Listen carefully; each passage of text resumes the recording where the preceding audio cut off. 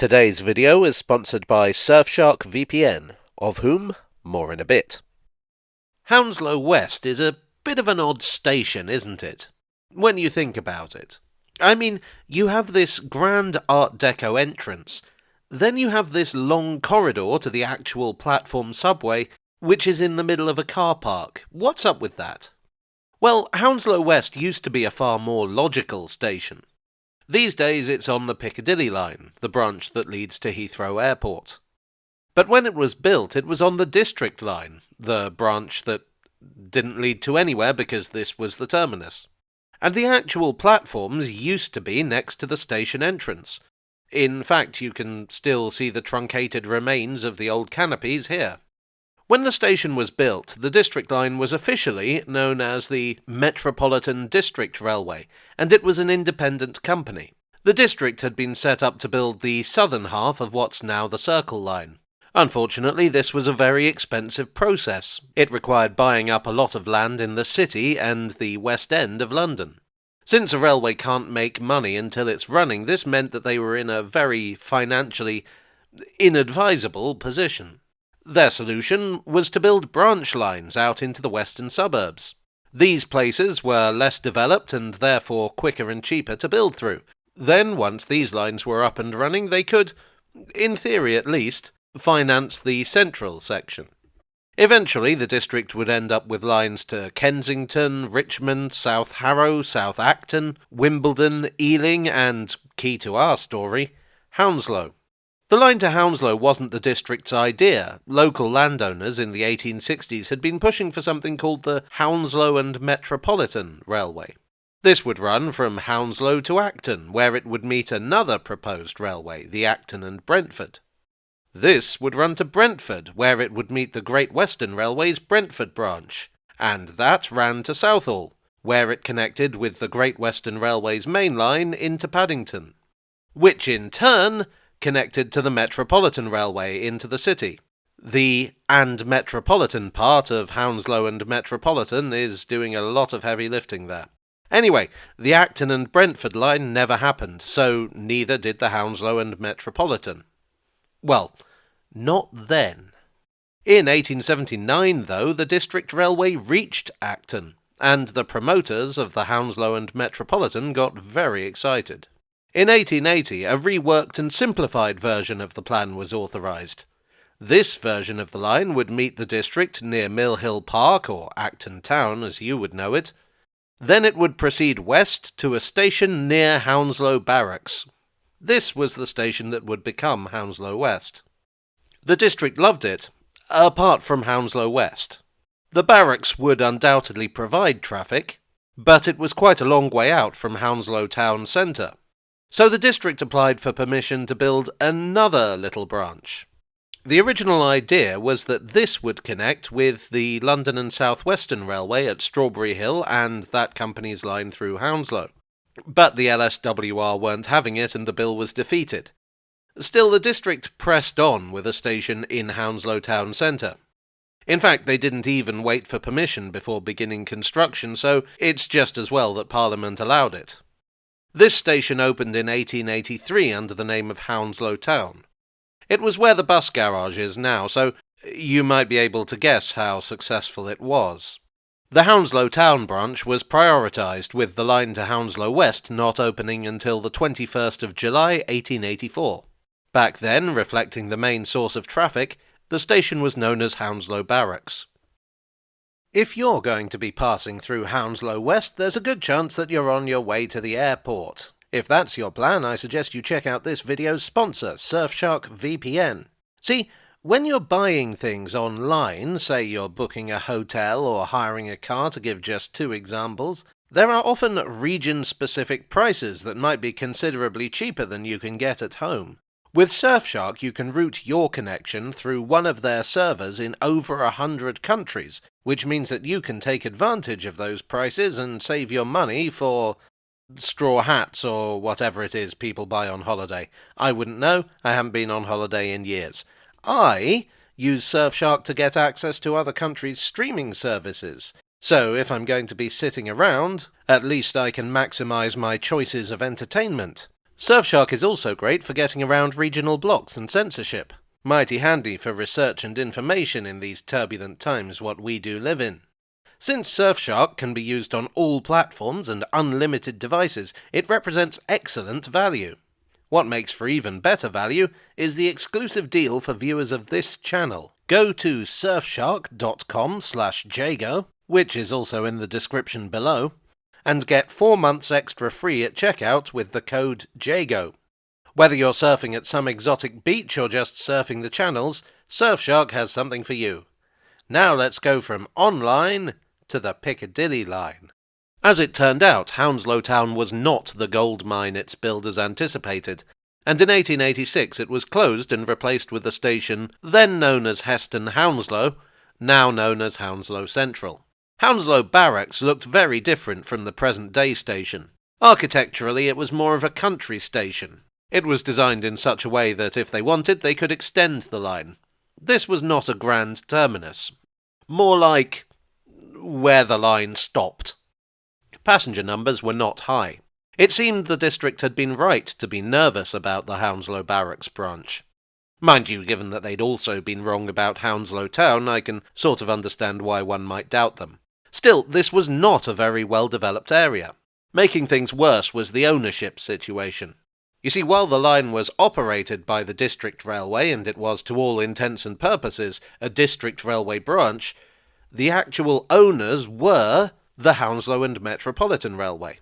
Each company decided to leave investment up to the other, neither one wanting to spend any more money on a line that seemed like it was going to be a flop. The service was pared down to a bare minimum, 1 locomotive and 5 carriages shuttling up and down between Hounslow Barracks and Mill Hill Park. In 1901, change came to the District Railway in a big way. It was acquired by a company known as Underground Electric Railways of London, founded by British financier Edgar Speyer and American tycoon Charles Tyson Yerkes. Yerkes' motto was, "Buy up old junk, fix it up a little, and offload it onto some other fellow." And the District Railway certainly fitted the definition of old junk. It was a steam-powered line using ancient rolling stock at a time when electric-powered underground lines were burrowing their way under London and electric trams were invading the suburbs. When it came to electric lines, the district couldn't beat them, so Yerkes would ensure that it would join them. A new company was formed, the Metropolitan District Electric Traction Company, specifically to put the line on the juice. Although in reality to provide a backdoor for a takeover. What all this meant for the Hounslow branch was that in 1903 the Hounslow and Metropolitan would be bought out completely by the district. No more messing around. Now electrification could go ahead without hindrance. The Metropolitan District Electric Traction Company also proposed a tram line from Hounslow Barracks to Slough, but that didn't happen. Although it might get its own video because it sounds really rather interesting. Anyway, that little diversion aside, the line to Hounslow Barracks was electrified in 1905. That same year, the Hounslow Town Station was reopened in the desperate hope of making some money out of Hounslow, because it worked so well the first time. An additional track was laid, which meant that trains could drive into Hounslow Town, then reverse out and continue to Hounslow Barracks. This turned out not to be a good idea, and Hounslow Town closed for good in 1909. Over the next few years, though, things would change. The suburbs would bloom in the west, Hounslow among them. So good news for Hounslow Barracks, right? Well, not so much. Remember how I mentioned that the district had a lot of lines in the west? All of those fed onto the 2 tracks through central London, which meant that each branch could only have a limited service. Fortunately, UERL not only owned the District Railway, but the Great Northern Piccadilly and Brompton Railway, or Piccadilly Line for short. So the idea was that the South Harrow and Hounslow Barracks branches would be added to the Piccadilly Line, which at that point terminated at Hammersmith. There would still be district trains, but the Piccadilly would allow more services to be run over the Hounslow branch. Unlike the old district management, UERL understood the value of investment. One of the smaller changes they made was in 1925 when Hounslow Barracks became Hounslow West. A big change came in 1931 when the station was rebuilt.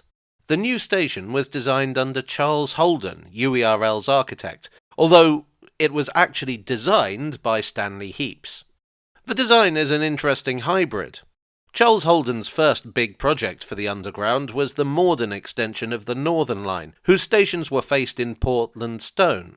The later stations on the District and Piccadilly lines were of a type that Holden referred to as a brick box with a lid.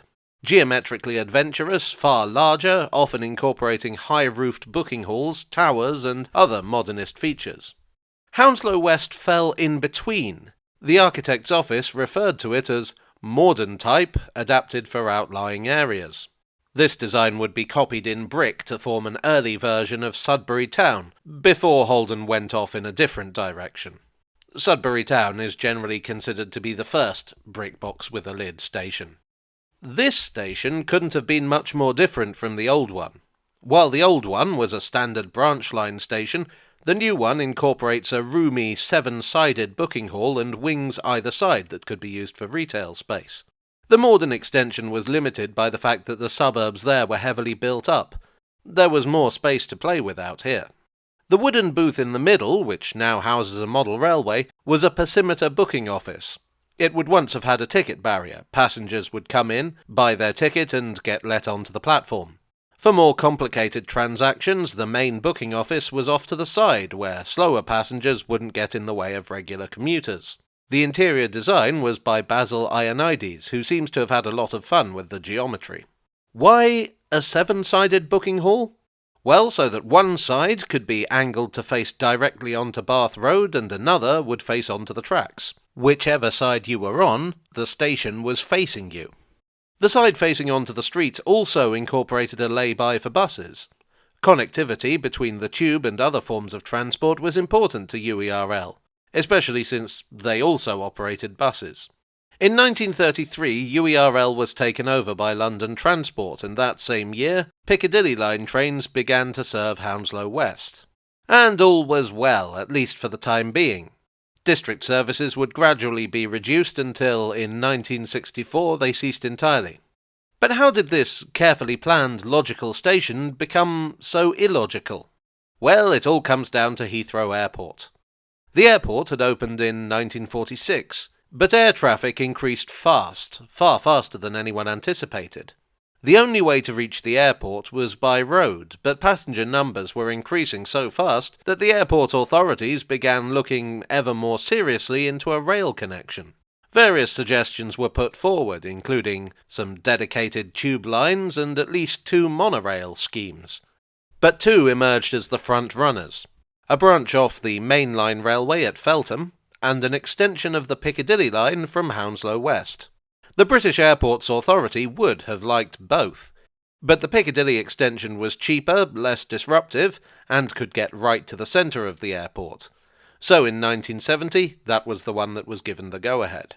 In many ways it wasn't an ideal solution. The Piccadilly line provided a relatively slow route into London, and its smaller trains didn't have very good luggage capacity.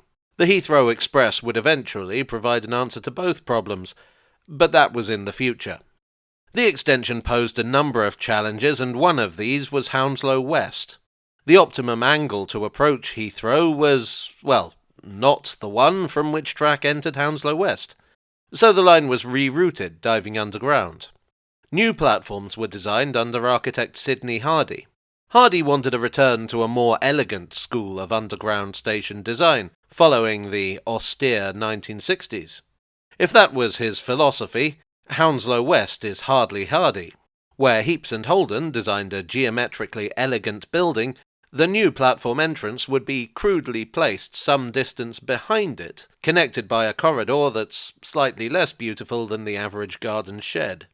The subway entrance itself is, well, it does the job.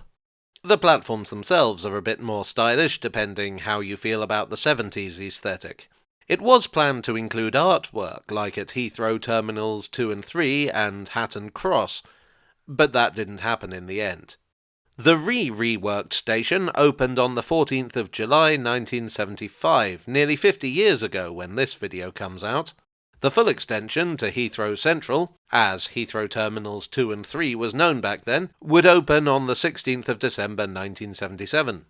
The Heaps building is now Grade 2 listed. The large car park behind it is slated, as of 2022, to be redeveloped with 348 new homes, a public square, and a cycle path. My London describes this as an iconic car park, which is the most egregious misuse of the word iconic I have ever heard. The development is supposed to also bring a new bus stop for the 482 route, better accessibility to the station, and the reconstruction of that dreadful corridor. That being said, as of May 2025, there's no sign of anything happening. So who knows what the future is Holden for this station. Well, I do hope you enjoyed this heptagonal tale from the tube. If so, please do leave a like and consider subscribing for more. I would like, as always, to thank my donors on Ko-fi, on Patreon, and here on YouTube for your generous support. You are the model railway to my disused passimeter. I'd also like to thank Surfshark for sponsoring this video. Check out the link in the description below to take advantage of their generous offer. And I will see you all again very soon.